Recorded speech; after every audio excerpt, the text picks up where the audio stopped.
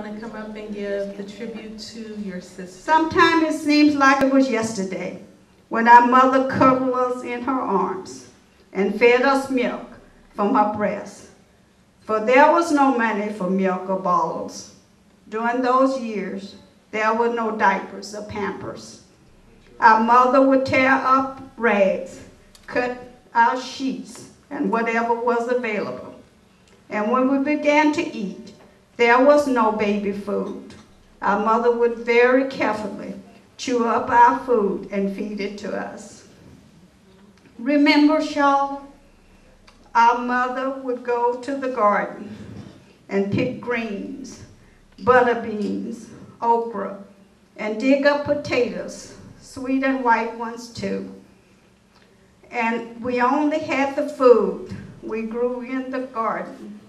We also had chickens and pigs. The pigs was killed in the wintertime. Remember Daddy killing the pigs? And we all hid under the bed with our heads covered. Or was I the only one hiding? All this food was cooked on an iron stove, heated with wood.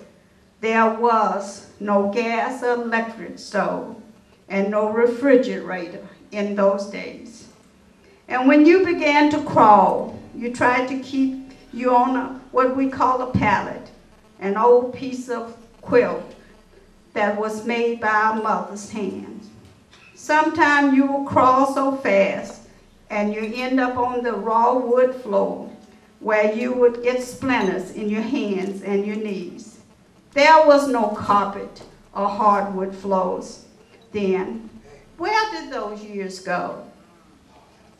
Charlotte, you would play in the mud, and how dirty you would get into what we call a number 2 tin tub.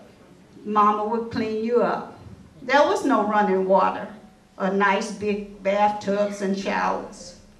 We all called dirt mud. We did not realize worms lived in the dirt. And when you ate the dirt, guess what?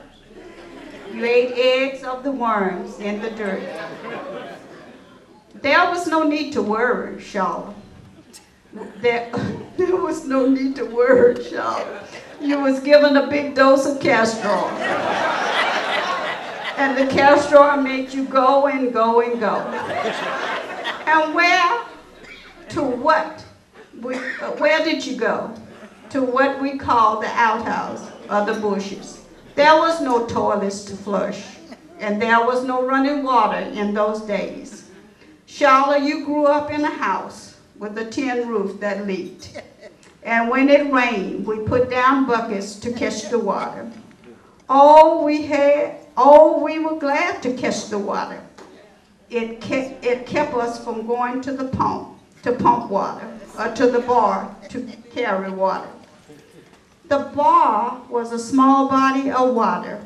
Why we call it bar, I have no idea. Remember, sister, the rain was welcomed. And sometimes we prayed for rain. We hated carrying those heavy buckets of water. Don't misunderstand, we were not lazy. Lazy was a bad word. Charlotte, you never complained about work, did you? Oh no, we better not complain. Charlotte, where did those years go? When you were 2 or 3 years old, there you were found in the cotton field, riding on someone's sack as you pulled the cotton bolls. Then at 5, you were given your own small sack, what we call a cotton sack, which you would drag behind your family. Charlotte, you learned well. You learned how to survive. Growing up long time ago, we all slept together. You, Artemis, and I slept on a small bed. The mattress on the bed was made from cotton sacks or some tough material, first stuffed with corn shucks or stuffed with cotton picked from the fields. Then when our baby sister Ella was born, she slept with Mama and Daddy in a small bed. For you see, there was no cribs, no queen size or king size beds in those days. Well, time passed, and time passed, and you grew, and you grew, and you grew up into a beautiful young lady with a career and a family of your own. Those years were spent learning about life, tough years, years of struggling. But you, my sister, you survived. God reminds us in Ecclesiastes, there's a time for everything. So there's a time to be born, and there's a time to be a baby, a time for childhood, a time for adolescence, and a time for adulthood. My sister, where did your young adulthood go? Where did that time go? It was spent falling in love, falling out of love, and falling in love again, preparing for marriage and family, trying to find your way in the world. Those was hard years, years of losses, years of great disappointment, disappointment on jobs, disappointment in friends, disappointment in family, and yes, sometimes disappointment in self. My sister, where did those years go? Oh, I think I can answer that question. Yes, all those years, they're all behind you now.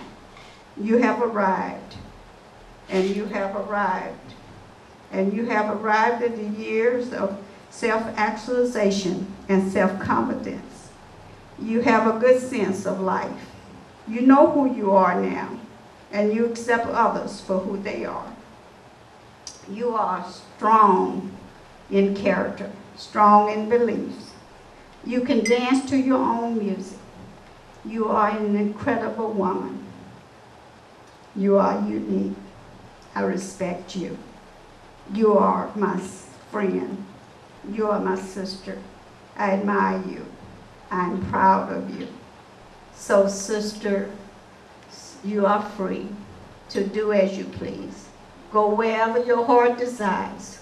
Years to serve others as you serve your God, who holds all your precious years ahead of you in his hand. For your God, our God, will keep you. He will protect you. He will guide you. So celebrate your 70 years, 70 years that God promised. What a joy it is for me to celebrate. I just want to say to this couple, the example they've been to me is the kind spirit that they show towards each other. And it's so important that, especially in your spouse, the words that you choose. You either are the person with the little hammer chipping away at them, or you have a piece of clay and you're building them up with every word that you use. And I've always seen them be gentle with each other, even if they were in disagreement. There's a loving spirit, and they touch and says, honey, honey, and whenever she says honey, you know she'd get rid of it. But she would say, honey, you know, maybe we should then, but it was always in a very kind spirit, and I mean, I'll take that with me for the rest of my life. And Uncle, I know I'd like to invite you to the microphone to share a couple of words.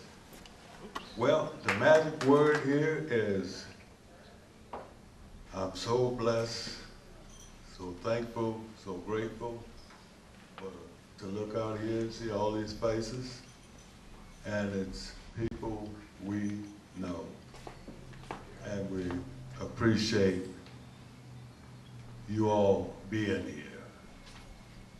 And this will live with us for a long time to come. Well, I was kind of thinking I just might inject a little bit of humor.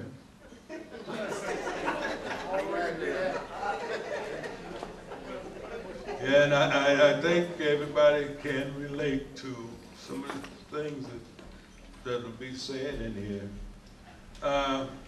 Well, to give you a little background, and some of you may have heard my story before, but I enlisted and volunteered for the Army, and from a small town called Slidell, Louisiana.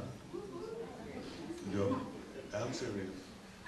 And I hadn't been anywhere.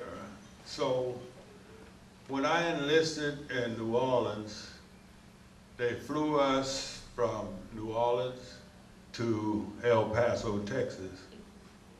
And I could see flying over the Mississippi River. And when I got to El Paso, Texas, I called back home and told Daddy that I was overseas now.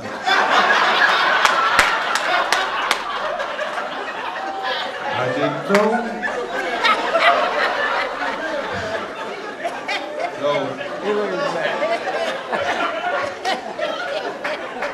I told him, I said, Daddy, I said, they wake us up in the morning at 3 or 5 o'clock in the morning, and we don't get back in until 5, 6, 7, 8 o'clock at night.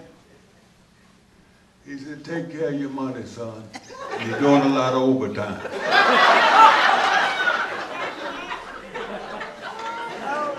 So I got a very interesting letter from Mom while I was in service, and she's enlightened me on a few things that was going on. So she said, dear son, just a few words to let you know what's going on. I'm writing this letter slow because I know you can't read fast. Put me down. Well, it only rained twice last week. The first time for 3 days, and then the second time for 4 days. And along comes the wind. He says, man, it was so windy. The hens in the barnyard laid eggs 3 times. The same egg. The same egg.